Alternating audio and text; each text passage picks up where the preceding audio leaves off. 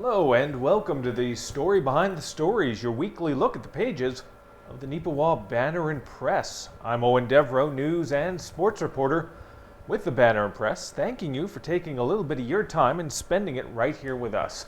Joined this week once again, third week in a row for Casper Wehrhahn. Casper, it's good to have you back in here. Good to be here as always, and as usual, we have a really good full paper to go through this week. That's right. Kira Patterson's still on vacation.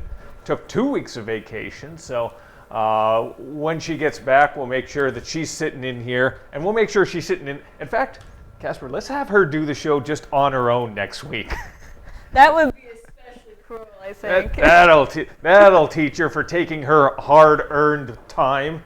Oh, and if you probably just noticed, we're going to have to get used to this as well. We got a new table here on the Story Behind the Stories. I mean, we were originally going to spend the first 5 to 10 minutes of this talking about just this table, but it turns out we got some news to talk about this week. Yeah, a fair bit, as we said before. So sorry, table. You're very nice. Yeah. I appreciate you already, but we do have to talk about the news. You know what? The table's going to be the star of this show within a month. Oh, for sure, without a doubt. But let's get into the news. And wow, as Casper said, so much news to talk about this week. Before we go to print, we got to decide whether we're going to go 16, 20, or 24 pages. I decided this week we had to go 20. I thought, comparatively 20 was the way to go. But then everything just kept coming in, and we probably should have gone 24. Ken Waddell said, we could have gone 24. And it's like, no, 20 is fine. God, I hate when I'm wrong. I hate even more when Ken's right. But I guess he was right this time out, because it was just, there was some stuff left on the table there, but we'll have it in next week's edition. But one thing we had to talk about this week, and it's on the front page, Brian Pallister made a unexpected announcement. It's something everyone's talked about. It was something everyone, to a degree, expected, but maybe not expected this week. He has announced he will not be seeking re-election in the upcoming provincial election, scheduled, I believe, for 2022, I think. Maybe 23. I think 23, yeah. Maybe 23. They all blend. The years just blend together, really, right about now. But it's amazing that he made this announcement. It sort of came out of nowhere for everybody while they were at an excursion, the PC caucus in Brandon. He came out of the Dome building in Brandon at the Keystone Center, announced it, went back in. No questions, nothing. And just everybody was just like, oh, okay. Mm-hmm. That came out of nowhere. Yeah, and it was helpful for us in a way, because we were hemming and hawing over our front page there, and then we did finally decide on something, and then this came out. It's just like, okay, well, we have to put this on here, so yeah. That's on our front page now. Definitely big news for sure. Like you said, it's been something that some people have been hoping for a while, or suspecting might happen, and then it just kind of dropped. Was it like day of Wednesday? Yeah. Or was it like late Tuesday? No, it was late Tuesday is when it happened. And yeah, it was something some people have been hoping for a while. And more recently, many people within the PC party perhaps have been hoping for. There's been a lot of issues as of late. And throwing a little bit of opinion in there right now, because that's what we're allowed to do on this show, is we're able to share our perspective on this. Maybe this is something that the PC party desperately needed to have happen now, because whomever you're going to have as leader, they need to get in there and they need to establish themselves. Because as it is right now, there is no way, when you look at the political numbers outside of Winnipeg, and especially Casper inside of Winnipeg, there is no way the PCs win the next election. Yeah. If all the hubbub and all the talk on the street is to be believed. The NDP takes it in a cakewalk right now. So their only hope is to bring in a fresh perspective, a fresh face, hopefully a fresh perspective. I shouldn't assume that. A fresh face, a fresh perspective on there that's going to sort of reinvigorate them. But will that be enough? I don't know. You're a younger voter. What is your perspective, and not even just on the PC party, but just when a party in general brings in a new person, this sort of late in the game, does that sort of intrigue you about what they're going to do, or is it just a case of, yeah? It's a good question. I'd say a little bit, yeah, because I'm curious on seeing how much would actually change within the party and their stances on certain things. It's definitely something that hopefully will improve communication within the party. Yeah, because that was a big issue that we've seen being talked about a lot more recently, is that voices were not being heard in the party, and hopefully that's something that will change now. It's interesting as well. They're talking about who could take over, and Eileen Clark, our MLA, was talked about huge, and a lot of people have said it has to be Clark. Clark is the only one that apparently has a hope in heck. Again, television, got to keep it clean. A hope in heck of even leading them to a potential victory. And looking at some of the other names that have been suggested out there, for the general voters, that might be true. Eileen has got real great name recognition right now with all the voters in Manitoba. She's looked upon very well. She's always been looked upon within our riding very well, but now she's being looked upon throughout the entire province with extreme sort of positivity. But she has said to individuals apparently that she's not interested in it. So that blows things wide open there. So it's going to be interesting to see how that plays out over the next 2 years. Yeah, it'll be interesting for sure, because like I know that like you said, a lot of people were hoping for Eileen, but of course since she said that she's not running, it's kind of just who's gonna step up to the plate. Are they gonna get, the same amount of support that Eileen might have gotten, or so we'll have to wait and watch and find out what happens. And this riding here, Agassiz, is where we're situated in, has always been pretty blue on a provincial level and on a national level in terms of voting Conservative. Although year over year, depending on the candidate, you do see the number of opposition votes creeping up there. I'm not saying that this could be a big shocker next election, but it'll be interesting to see how rural ridings in Manitoba play out. It should be very intriguing. Let's go over to the other portion of our front page then. It takes up the main portion of it. Kelwood Fire Department. Ken Waddell did an update for us on their work on upgrading some of their safety protocols, which is very important. They did a barbecue recently as a fundraiser, extremely well attended. Over 200 people, I believe, throughout the day attended.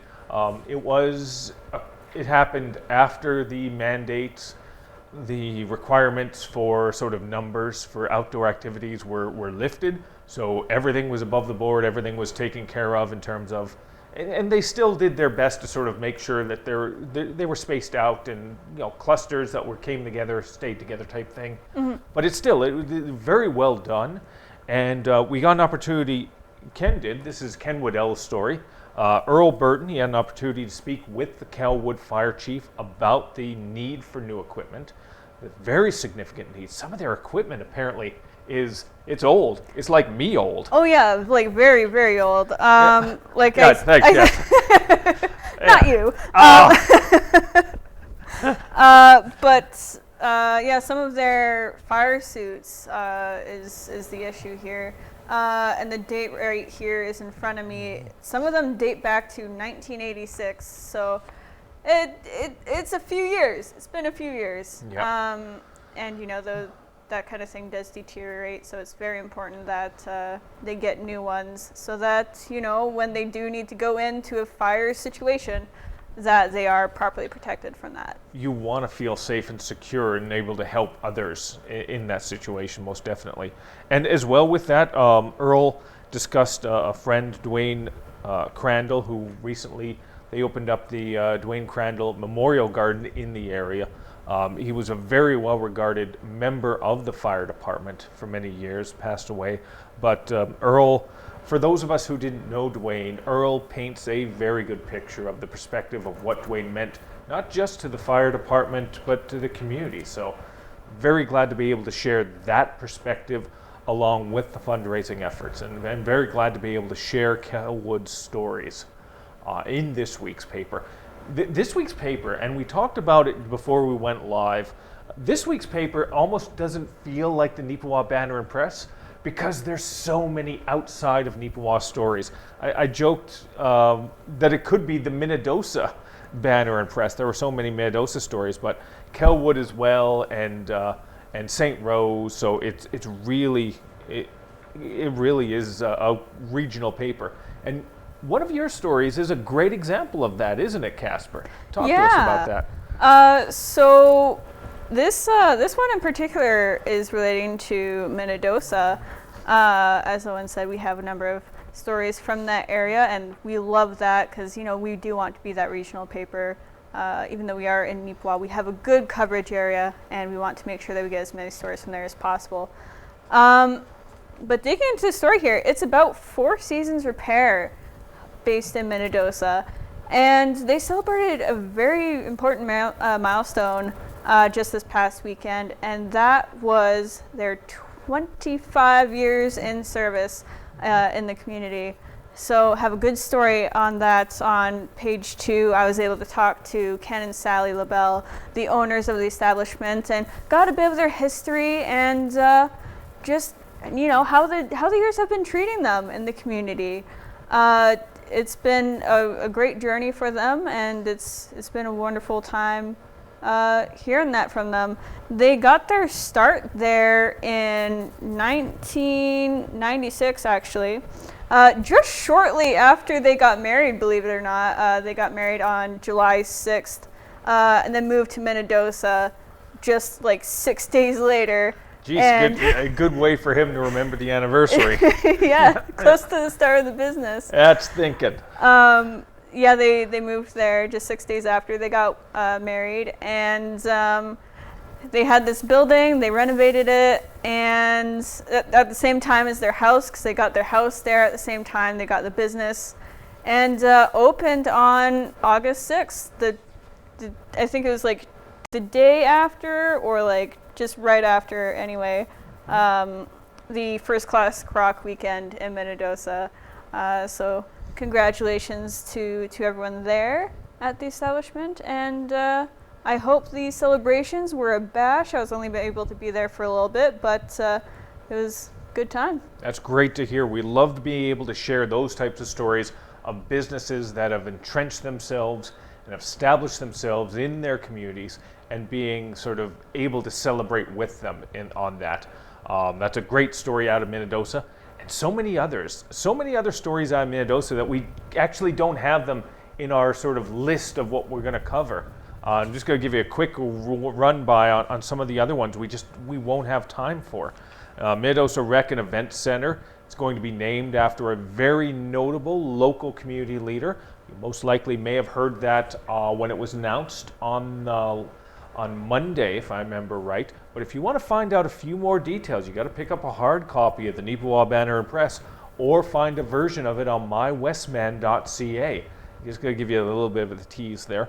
And as well, the Minnedosa Golf and Country Club had their Open Championship for club members recently. Some great scores, some great results from the two-round tournaments. We've got the listing of the men's, women's, senior, and junior winners on the sports page.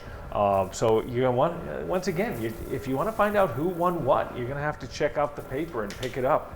I mean, that's a good thing, though, isn't it, Casper, to have so much news that you can't even talk about all the news? Oh, absolutely. Very good problem to have, and we're glad that we keep having it.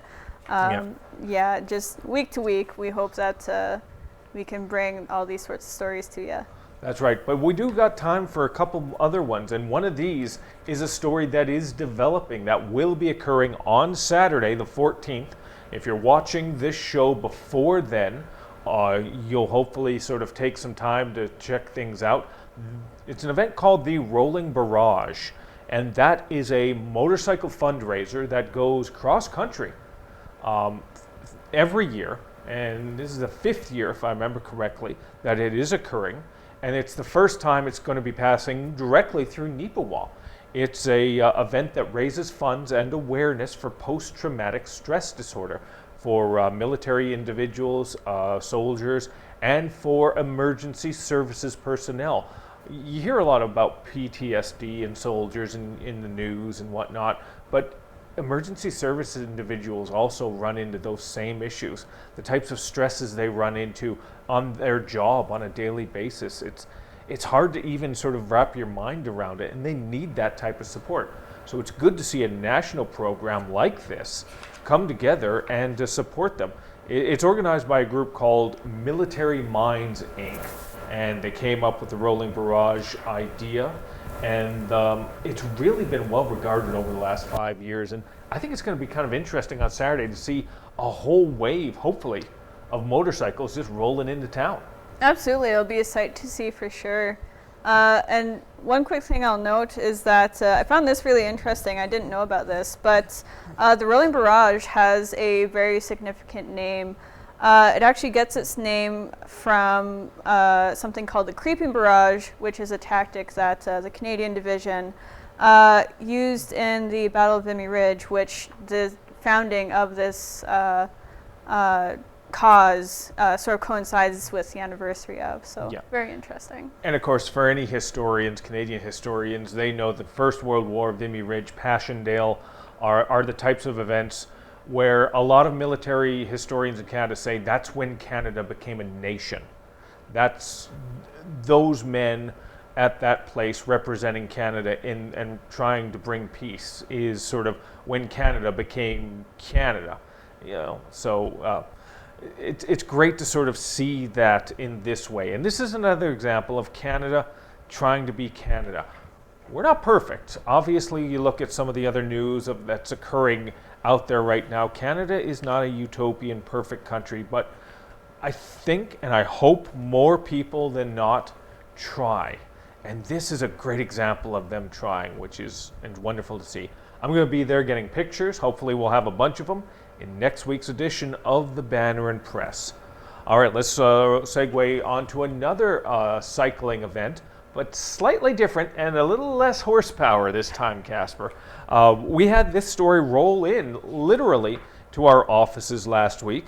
A gentleman by the name of Kyle Wachko, formerly of the Alonza area, now based just outside of Steinbach, was doing a cross-province sort of bicycle fundraiser and doing it through the Great Cycle Challenge, a national initiative that raises funds for all sorts of different things.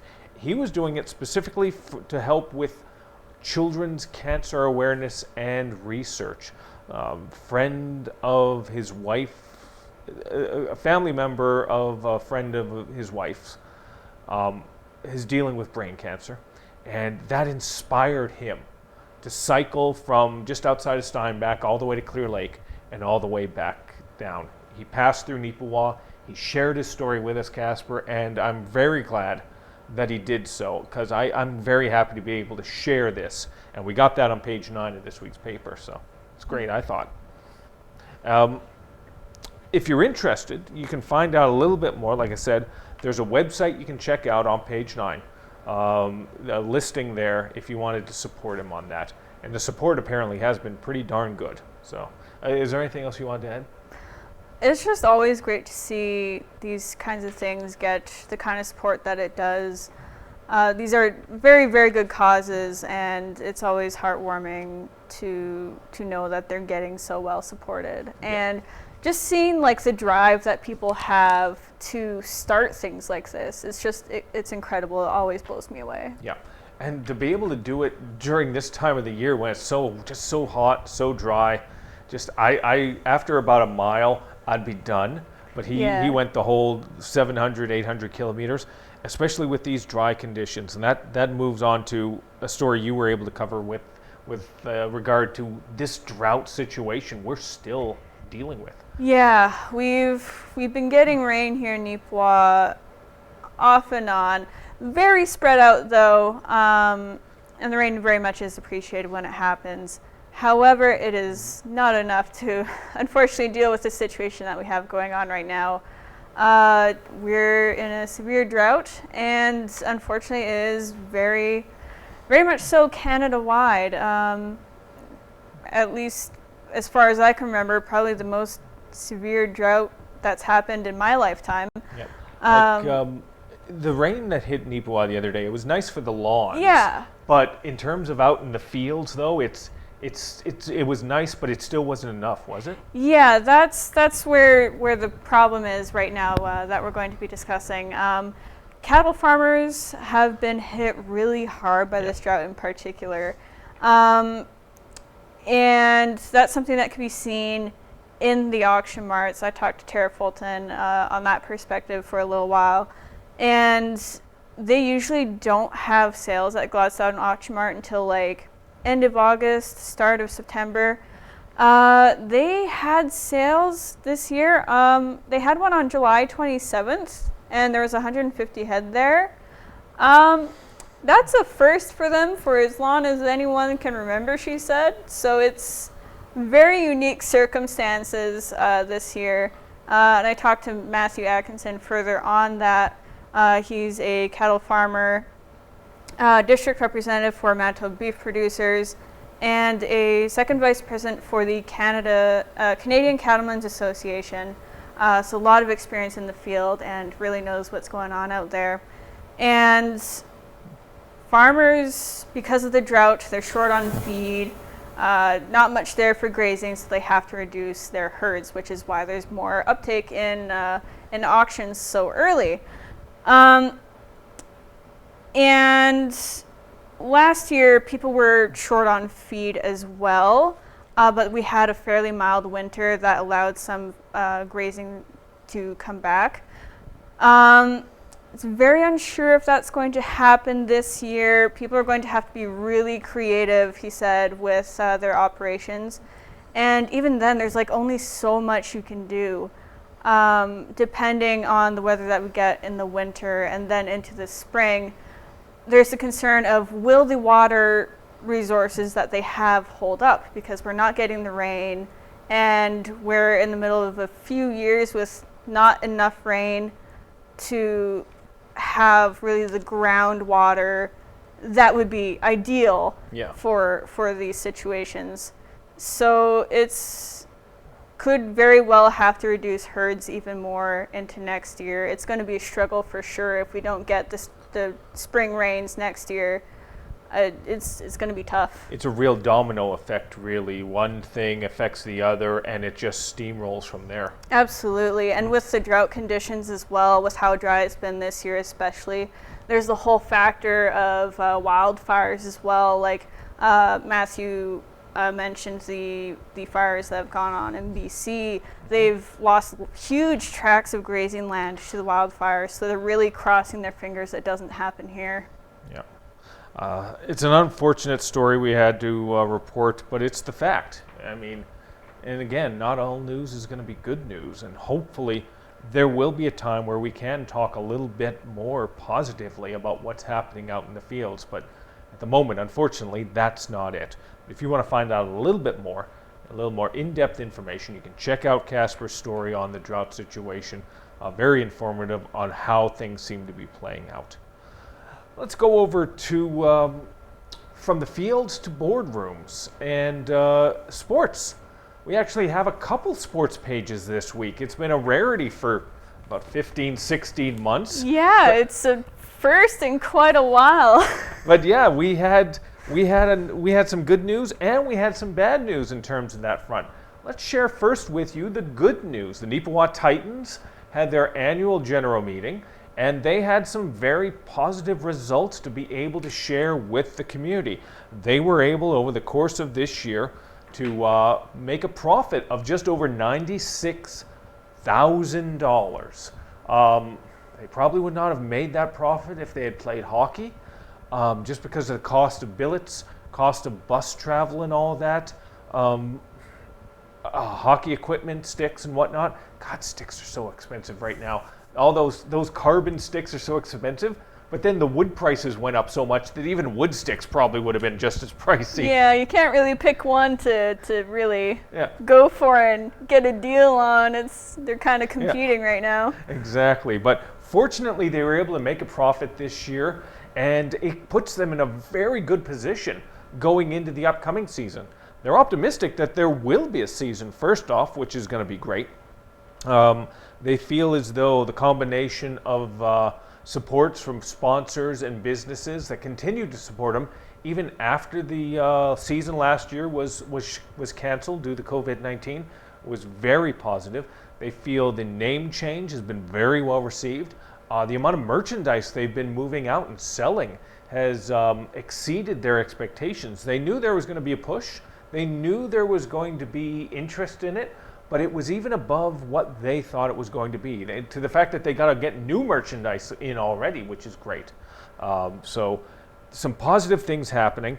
They did acknowledge, though, that they got to keep that momentum going. And in order to do that, they need some fresh faces. They need some new perspectives around the board.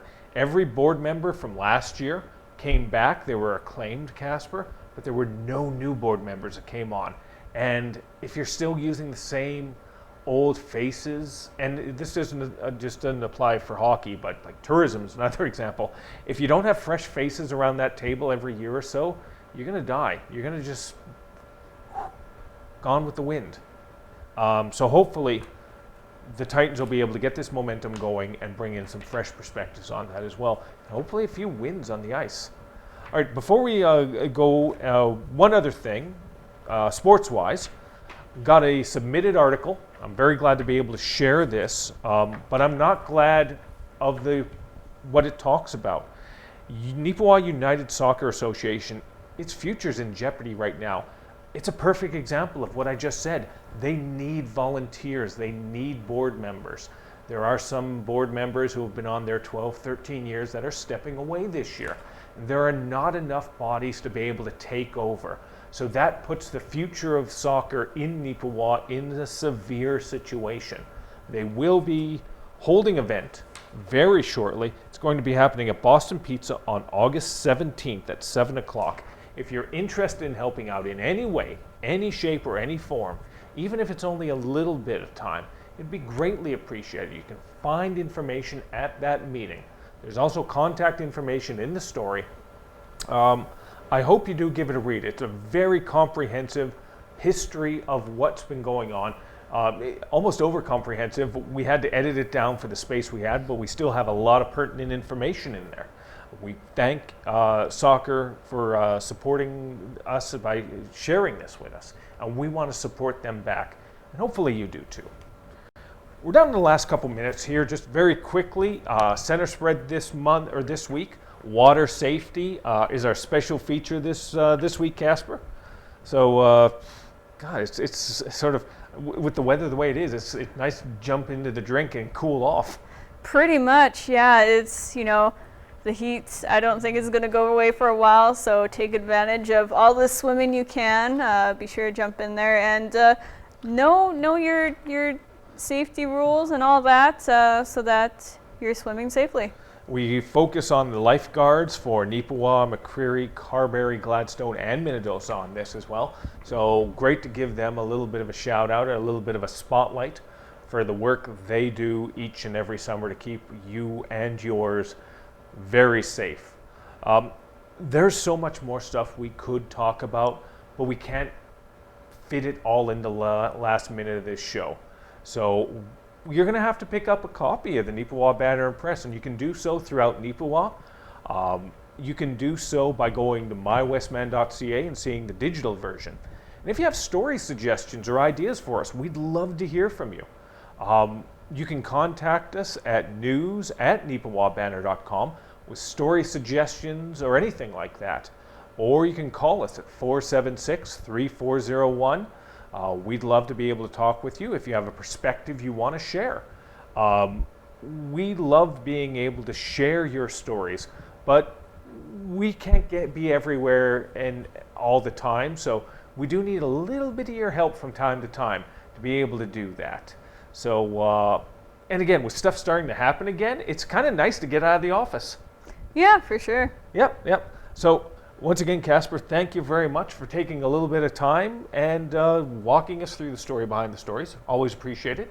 Always appreciate being here, and thank you, audience, for going through this with us as well. And we appreciate you as well for taking some of your time and spending it with us and sharing the perspective as we go through this story behind the stories. Have a good day.